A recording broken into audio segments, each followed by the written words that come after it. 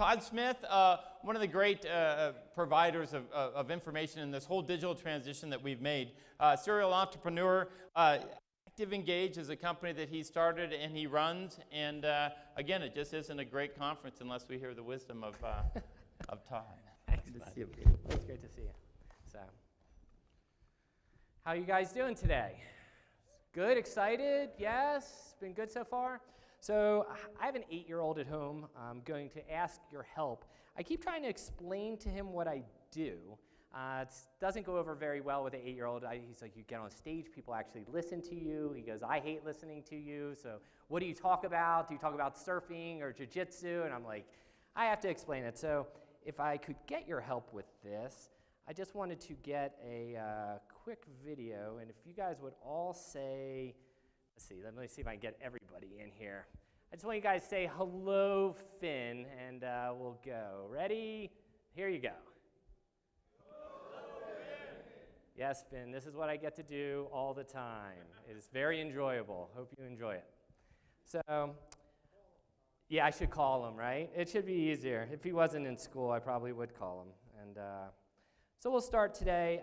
You know, I get to talk about something. At this event, I seem to be able to do things Tim lets me talk about other things besides just tech. So it's fun. So today I talked about things that are super personal to me. About being authentic, being driven was the title of this. And you know, to me, my whole journey in the car business and everything really started when I was little. I grew up in the business, but I've surfed since I was less than my son's age. So my son started surfing when he was about 5. I started surfing when I was about 4. I competed for 2 years on the Pro Tour. This is Mavericks, and this place is in Northern California. First time I had surfed this place, it was about this big. This is probably in the 30 to 40 foot range. I was just to turn 18 years old, and I was qualified to go on to the Pro Tour, but I wasn't quite sure I really wanted to do it or just continue into college. And I went out that day just thinking like a naive person when you paddle out into the ocean. I actually took a boat around to the back because Mavericks breaks so big and so heavy that it rolls through all these sharp rocks, and you can paddle out, but it's super difficult. So I took the boat out, paddled in from the back. I took off on a couple waves, kind of warming myself up to this experience. Then I got hit by the monster. Wave came, drilled me instantly, probably 30, 40 feet down, instantaneously. The problem with that is you get your breath, but your lungs collapse to about half the volume at about 30 feet. So they just start burning. And as you're underwater and you're tumbling in complete darkness, I'm worried about hitting a rock or getting caught on something at the bottom. Pressure is enormous. Blew my right eardrum out, and I just tumbled underwater. Actually, I tumbled for close to 4 minutes. Till finally, as I was coming up to the surface, I opened my eyes, and everything was black and white because I had such oxygen deprivation. And I looked up, and basically something bigger than a ceiling was coming down right on my head again. It hit right in front of me, and all I remember is it blew me out of the water, and I felt every part of my spine crack. And I remember thinking, I was just in the water, why am I in the air right now? And it probably threw me 40 feet, ran over me with about a 20-foot wall of white water, and again, tumbled under, came up, and thank gosh, there was a ski in the water who was kind of tracking me as I was getting annihilated. Got up, got me out to the boat, and here I am, an 18-year-old kid, just shaking, scared to death. My eardrum's blown. My whole right eye was red. Every blood vessel in it popped. And you make these hard decisions. Do I just sit in the boat? I don't think anybody would have cared if I just sat in the boat. They're like, man, that was a bad fall. After about 20 minutes, I had to go back. I got back on my board, paddled back in the lineup, shaking to death. I was probably vibrating all the water around me at the time because it was just so petrifying for me. But I was friends in the water, and they encouraged me, and I took some more waves. And I felt like that was such a defining moment of me being who I was, me being authentic, me being able to push beyond any level of comfort into complete fear and unknown. And today we're talking about being authentic, what that really is. And it's not a thing, it's an everyday process of who you are. So I always think it always begins in the mirror, because a lot of times, I speak at my son's school, and I speak with a lot of young entrepreneurs all the time, and everyone's trying to be something for somebody else. Like, I'm trying to impress my parents, or I'm trying to do this for the investors, or I'm trying to do this for my spouse, or I'm trying to do this for my family. A lot of times, if you're not doing it for you, you will never be able to achieve that 100% completion of that opportunity or whatever you're doing, because you're not doing it for your true value of who you are. So to me, being authentic is such a critical point in our lives. How do you do that? It's what you look in the mirror and what you see when you take all the distractions away of how other people view you, how you actually view yourself in the middle of the night. And I start there because a lot of times we don't do that. We live in these very busy lives that we don't spend the time understanding ourselves. And I find that's the greatest challenge in life, is getting a really good understanding of who we are. So to me, take the time and look into that mirror. And you have to believe in your heart that you can do whatever it is. I find a lot of times we have to get rid of the if-only thinking. We have to realize you're enough. It's hard, though, to become more vulnerable. I'll share with a couple stories. Obviously, the one surfing, another one I'll share as we go along today. They're very vulnerable to me, stories that I would never have shared 5 or 10 years ago. But I found inside that vulnerability, inside being open, you have much more control. You become a stronger person. And when you expose yourself and open yourself up, it changes who you are fundamentally. And I find that to be so powerful for us, to be able to be who we ultimately want to be in our lives. I love to read. I'm one of the super readers. I think I've stood on this stage. I read at least one book a week. That's been my goal for probably the past 6-7 years now. I read everything. I have biographies, business books. I just read probably 6 books on blockchain. I freaking still don't understand blockchain, and I've read 6 books on it. I'm always reading about something different, something new, whether it's travel. I just like to read.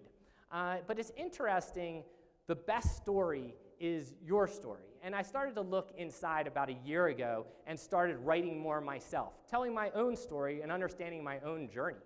And I find in that practice, there's so much that comes out. There's so many telling things. And I think it's learning to live our own story is the most powerful story we're ever going to be able to do. So I've given my son the habit of sitting down and journaling every day with me in the morning before we have our breakfast. And I had to get him a stupid Harry Potter book so he would journal with me. So I had to go and get something that was worthwhile to actually write in.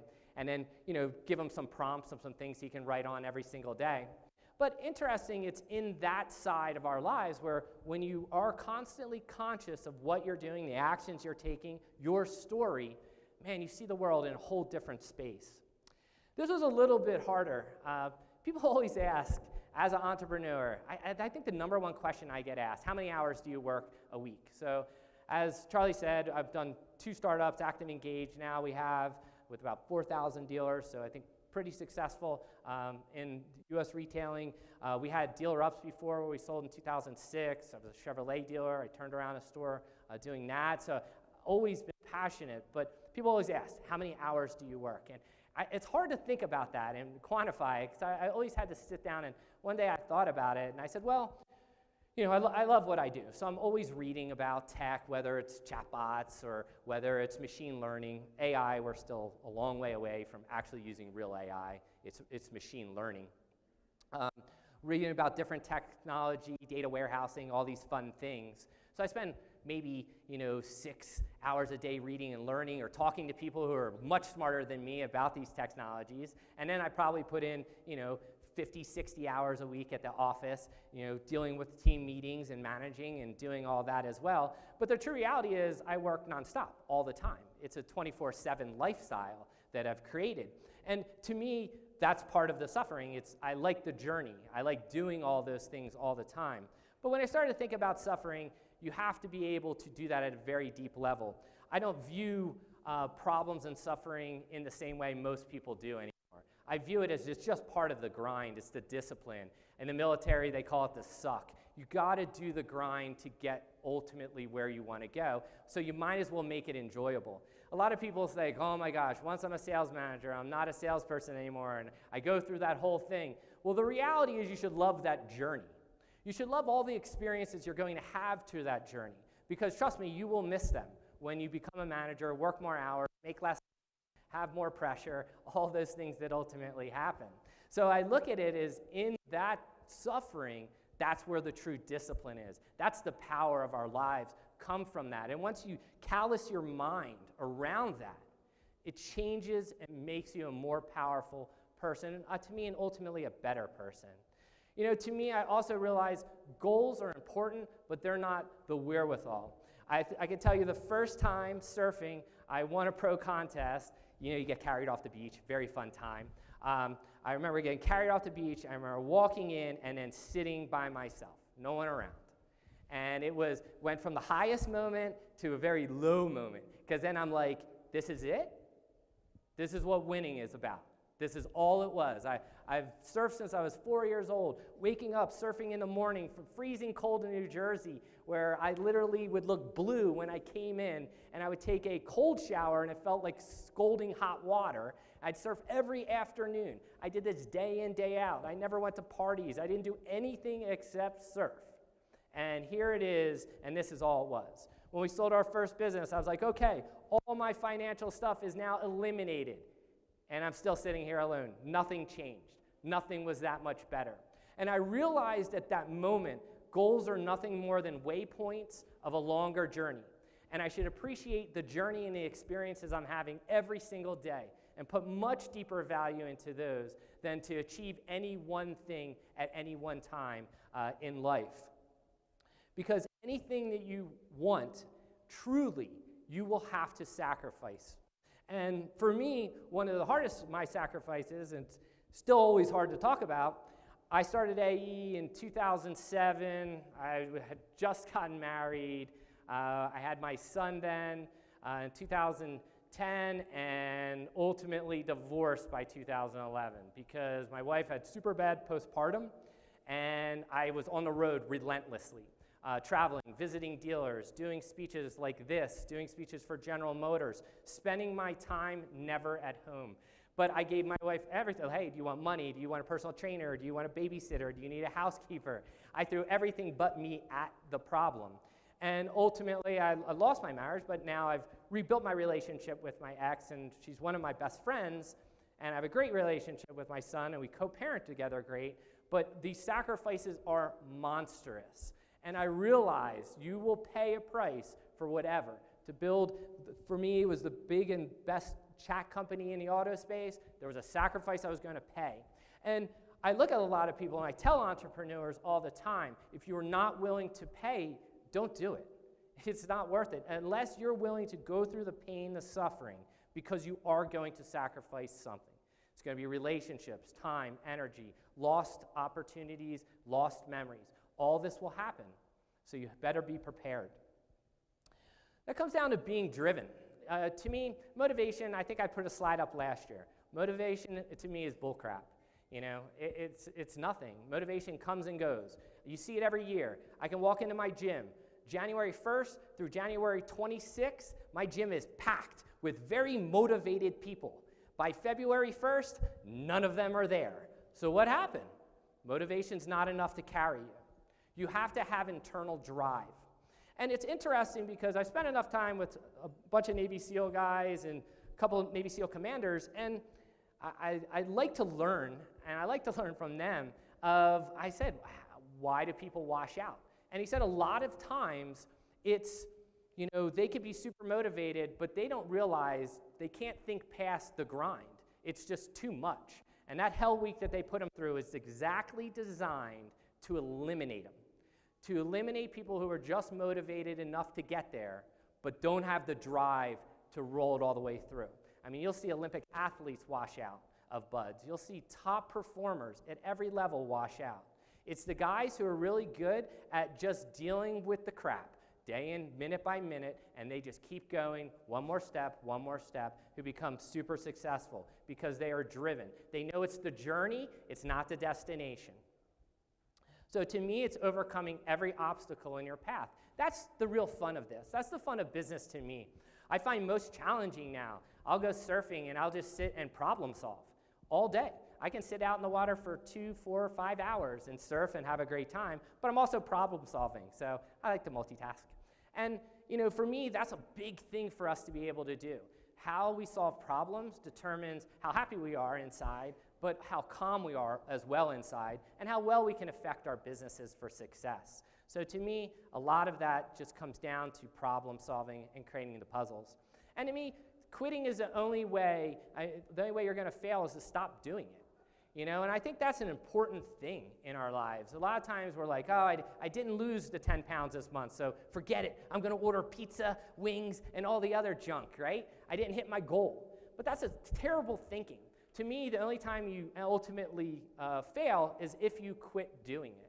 And sometimes it takes a long period of time to start seeing results in any aspect. I mean, for ActivEngage, Ted and I, we pumped tons of money in it and for the first couple of years to keep it going with no pay. And it was just all in. And you just keep taking chips and pushing them all in every single time.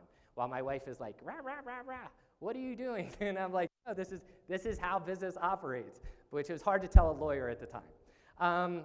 But part of this to me is, again, if you think about anything you're trying to achieve in your life, the key will always be just never stop doing it. Even if you have to back off doing it, don't ever give up doing it. If it's something you truly love and are passionate about and dream about all the time, that to me is primal to this.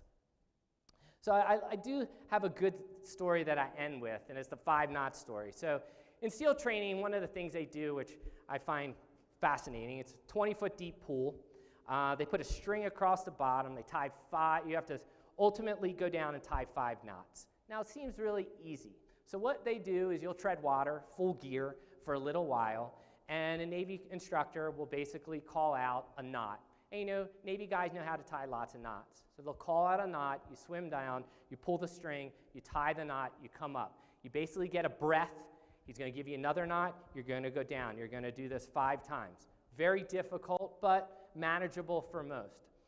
He told me one story of a guy who had already failed this test twice. And you fail 3 times, you're out of buds. It's just like every test there. They'll give you a couple shots, just sometimes, to get different comfort levels or to figure it out, or sometimes it's just body mechanics.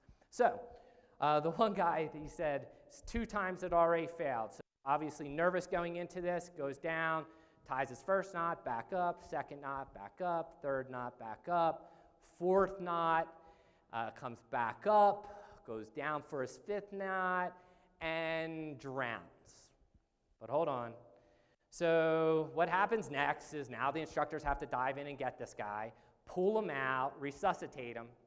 So they resuscitate him. They're like snapping, come on, back to light, pumping on him. Spits up. He goes, did I pass? First thing out of the guy's mouth. Did I pass? So after he spit all the water out, did I pass? Navy instructor said, fuck yes, you passed. He goes, did I tie the 5th knot? He said, fuck no, you didn't, but you just died trying. That's the level of commitment for what they're looking for. It wasn't the whole tying the knot challenge.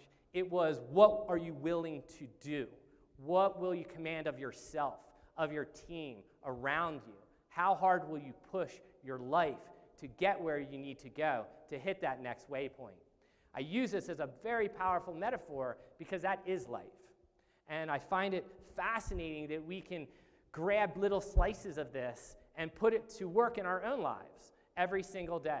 So I always think about that 5-knot story of sometimes you don't have to complete it, but you got to go all in. You have to put it all on the line, and you have to have that level of commitment. Because I always feel someone is outworking you somewhere else right now, especially with the age of technology. It's happening all the time. So to me, very simple. Find your authentic self, wherever it is. Sometimes it takes staring in the mirror. To me, it took getting mashed by a 40-plus foot wave.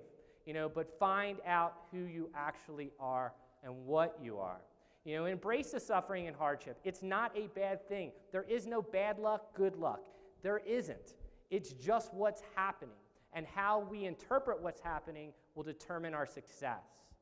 And finally, be driven in every aspect of your life.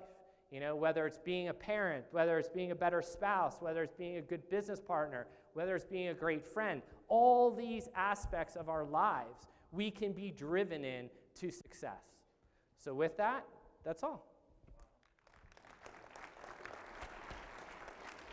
Amazing, amazing. I mean, I'm almost embarrassed because I felt like I underpresented you. I mean, we see each other at these things, and that was awesome. Awesome, So I thank really you. appreciate it. The 40-foot wave, you had me with that. So, You gotta start but somewhere. you live in Florida now. Yeah, yeah. But I So- still live close to the best Florida break, so. Yeah, but I mean, there's nothing 40-foot there Nah, except 10 a foot. condo. No, yeah, pretty good. Yeah. 10-foot waves are still okay. Yeah, I'll do no. Well, once again, I don't even know where to go with that other than it sounded, again, just a really nice self-help after a meeting like this. I think it was well presented and great timing. So once again, a round of applause. Thanks, bro. Todd Smith, thanks for being Appreciate here, it, buddy. man. Good to Always see great you. seeing you, man. Yeah.